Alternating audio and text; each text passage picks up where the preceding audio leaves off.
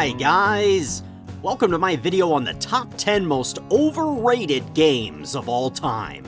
It's important to remember that none of these games are actually bad. They're just way overrated. People talk about these games as if they are among the very greatest RPGs of all time, which they definitely aren't. Please make sure to list the games you believe to be totally overrated in the comments below. While you're down there, be sure to like and subscribe! Now, let's twist it up! Number 10. Lunar, the Silver Star. What may seem like supreme blasphemy is actually pretty close to provable fact. While Lunar is a great JRPG, which paved the way for so many JRPGs to come after it, that doesn't mean it's among the greatest JRPGs to ever grace a TV screen. Far from it. The turn-based battles, core story beats, and character sprites are incredibly underwhelming. Back in 1992, these things weren't considered bad. No, they were mind-blowing. However, if you were to play this one for the first time today, you would be far more likely to build a functioning rocket ship out of popsicle sticks and condoms than be anything close to impressed by this game. This game is fine. It has an endearing story with great characters, but that's simply not enough to bring me back to play this time and again. Even the HD remaster really doesn't get my blood pumping. That could be because my arteries are clogged from Egg McMuffins and chocolate milk, but I doubt it. Number 9. Triangle Strategy. What was hyped as the next Final Fantasy Tactics was Triangle Strategy. I want to stress that this is not a bad game. Not at all. I had fun with this one. It's just not anywhere near as good as Final Fantasy Tactics. Not even close. There's no job system. There's too much downtime between battles, and the characters are pretty annoying. I beat this game and got the best ending, so I was balls deep in this one. It definitely had my attention for sure. It just isn't a top-tier tactical JRPG. I'd much rather play Fire Emblem or Tactics Ogre. While the story is interesting, it had such a long-winded way of going about it. They could have cut 40% of the dialogue and ended up with the same damn game. I enjoyed my time with Triangle Strategy, but I couldn't help but feel disappointed after beating it because of all the insane hype surrounding it. Again, this is a good game. It's just incredibly overrated. Number 8. Golden Sun 1 and 2. When I was a kid, I took a chance on Golden Sun for the Game Boy Advance with what little allowance money I had. And boy was I glad I did. When all of my classmates received GameCubes, PlayStation 2s, and Xboxes for Christmas, I was the kid they looked down on with nothing but a shitty Game Boy Advance. Well, the joke was on them because I got to go on some remarkable adventures, like Tactics Ogre, The Night of Lotus, Dragon Ball Z, The Legacy of Goku, Pokemon Fire Red, and of course, Golden Sun 1 and 2. However, if you decide to revisit either of these all these years later, you may be severely disappointed and find that the rose-colored glasses you wore as a kid were smeared with chunky period blood all along. The game goes out of its way to not tell you where to go next, and for the entire game, too. Then, the puzzles are extremely confusing. All the while, the story is impossibly dull and underwhelming.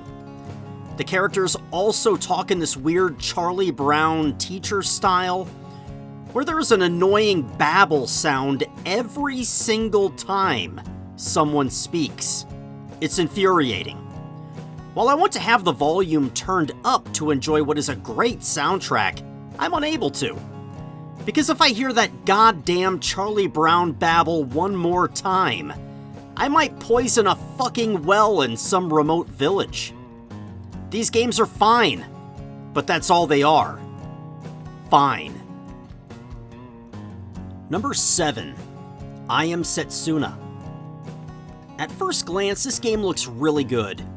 It looks, sounds, and plays just like all of our favorite JRPG classics. But that's all an illusion. This game was advertised as a Chrono Trigger clone. There's even an X-Strike dual tech in this game. But this game is nothing but a wispy fart out of Grandpa's aging butthole by comparison. The combat is bland. The characters are hollow, mindless thralls. The story's a ripoff of Final Fantasy X. This game is trash. I went into this one expecting greatness. A return to JRPG form similar to the SNES classics of the past. But what I got was a jug full of piss outside a truck stop with a Chrono Trigger sticker slapped on it. This game follows Setsuna, a girl tasked with going on a pilgrimage to sacrifice herself to save the world. Sound familiar? The main character's a silent protagonist that I couldn't be bothered to remember the name of. I beat this game, but if you put a gun to my head, I couldn't for the life of me tell you what it was all about. That's how forgettable this game was. It's a fairly cheap game, but it just isn't worth the time you would spend on it. Number 6. Valkyria Chronicles. This is a pretty great series with a unique battle system you won't find anywhere else. This is a turn-based strategy first-person shooter JRPG set in an alternate anime version of World War II. Going in, I was super stoked to play this as I'm a big history buff. But what I found instead was Welkin Gunther, arguably the worst protagonist in gaming history. This dude is so far from military genius / leader of men that I was constantly laughing at how ridiculous the plot points were surrounding him and Squad 7. I get it, it's just a game, but god damn it, dude, make it believable at least. The combat is very, very good in this game. The different units cause you to carefully construct a battle plan and tackle your objectives just like a real battle. So it isn't the battles or beautiful watercolor graphics that grind my gears. No, it's just Welkin fucking Gunther. If I were drafted and sent to the front lines in World War II, and Welkin Gunther was my commander, I'd probably just dive onto a live grenade and get it over with. Fuck it. Number 5. The Legend of Zelda: Link to the Past. If this doesn't cause some people to riot in the streets, I don't know what will. I'm sorry, man. Link to the Past just isn't that good. Is there anything here that separates it from Link's Awakening, Oracle of Ages, Oracle of Seasons, or the Minish Cap? No, absolutely nothing. As a matter of fact, all of those games are superior to Link to the Past. There are timeless Zelda adventures such as Ocarina of Time, Majora's Mask, and Link's Awakening. But these are carried by their narratives and gameplay loops. This is only carried by the fact that the two games which came out before it were barely preferable to playing checkers with your 90-year-old grandpa. That's it. If you revisit this one today, you'll find that instead of bathing in the soothing waters of nostalgia, you will find yourself overcome with rage, followed by boredom, and finally with a gut-wrenching regret that you decided to spend your precious free time on this puddle of piss. I'm sorry guys, I really am. It's just the simple truth. Link to the Past fucking sucks donkey balls. Number 4. Super Mario RPG. I wanted so desperately to love this game, but I couldn't do it. It isn't challenging enough, and the story was pretty lame. I'm pretty sure this was supposed to be a baby's first RPG situation, but with how many people there were singing this game's praises from the rooftops, you'd never have guessed it. The combat is boring and one-dimensional with the timed attacks. While I love the art style and the Final Fantasy elements, the Mario elements kept taking me out of this one. I want to be sucked into a game world to the point I lose track of time and all real-world responsibilities. This game was actively sending me back to the real world with its simplistic elements and story. I understand that this is a beloved game for so many people, It was probably the game that introduced JRPGs to people who exclusively played Mario and Sonic. It just isn't as good as people say it is. It's overrated. Number 3. Kingdom Hearts. While I'm mostly going to focus on the first game here, this rant will include the entire Kingdom Hearts series. Does anyone out there actually know what the fuck is happening in this confusing ball of cat shit? Do the writers even know? This shit went more off the rails than the 3rd season of Prison Break. Donald and Goofy sure as hell didn't sign up for this mess. What began as an endearing crossover between Final Fantasy and Disney is now a 25-year-old knotted-up pair of used condoms stuck to the bottom of a picnic table outside a Ruby Tuesday. Sora, Riku, and Kairi were the perfect characters to kick off this game. Sora meets his new buddies, Donald and Goofy, and sets off on this odd yet passable adventure. However, as soon as the second game begins, all hell breaks loose. The shit goes off the rails, the monkey's out of the bottle. They officially jumped the fucking shark. I can't even begin to tell you what this series is all about. Honestly, I've played through several Kingdom Hearts games, and I have absolutely no frickin' clue what the hell I just experienced. If the action combat or exploration was actually fun with quality controls and camera angles, that may have been enough to save these games. But it's not. It sucks. Not as much as the incoherent story, but it's straight up dog shit.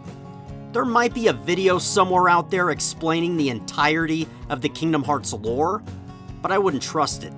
Even God himself couldn't explain the peaks and valleys of this crusty turd. Number 2. Final Fantasy VI. If you honestly believe this to be the very best Final Fantasy, I've got some shitty meme coin stock to sell you. Don't even try to compare this game to 7, 8, 9, 10, or 12. They are far superior in every single way possible. 4 has comparable combat, graphics, and a superior narrative. That leaves 5. 5's story is definitely terrible, no doubt about it, but 5's combat is absolutely incredible by comparison. There's really nothing that 6 has that stands out once you take off the nostalgia glasses. The story is split into 2 parts. The story is great for the first half of the game, but once you enter the world of Ruin, it feels like they just rushed it out the door. The story is skin deep at this point. There's no more character development or interaction outside of Celeste. If you give this an honest review, you'll find that it's not only a bottom-tier Final Fantasy game, but it's a bottom-tier JRPG in general. Grandia, Earthbound, and just about every Dragon Quest game are better than this. Sorry guys, it's just my opinion, which is essentially fact. So yeah. Number 1. Skyrim. This is a textbook definition of baby's first RPG. But that doesn't make it good. As a matter of fact, this isn't even the best Elder Scrolls game. Oblivion, and not even the remastered version, is a far better game. Skyrim has better combat, sure, but that's literally it. Oblivion has a deep, lived-in world where the NPCs feel real. The writing is superb and never takes itself too seriously. Skyrim takes itself way too seriously all the time. The writing is bad, the quests are boring, the NPCs are robotic, and the side quests are terrible. Whatever Bethesda did with the writers for Oblivion, please bring them back for Elder Scrolls 6. Skyrim feels like a game that had 90% of the development focus on gameplay and graphics, and 10% of the focus reserved for narrative on the ass end. I honestly don't remember any quests from Skyrim. 0. Whereas Oblivion imprinted dozens of quests deep into my brain because they were so creative and unique. Skyrim blows, and if anyone anywhere has this as the best game of all time, I've got some more shitty meme coin stock to sell you. I've invested in a lot of meme coin. That does it for my top 10 most overrated games. Now, if you wouldn't mind liking, subscribing, and commenting below the games that you consider overrated. I'd appreciate it. Thanks for watching! Oh, and don't forget to twist it up! Twister, the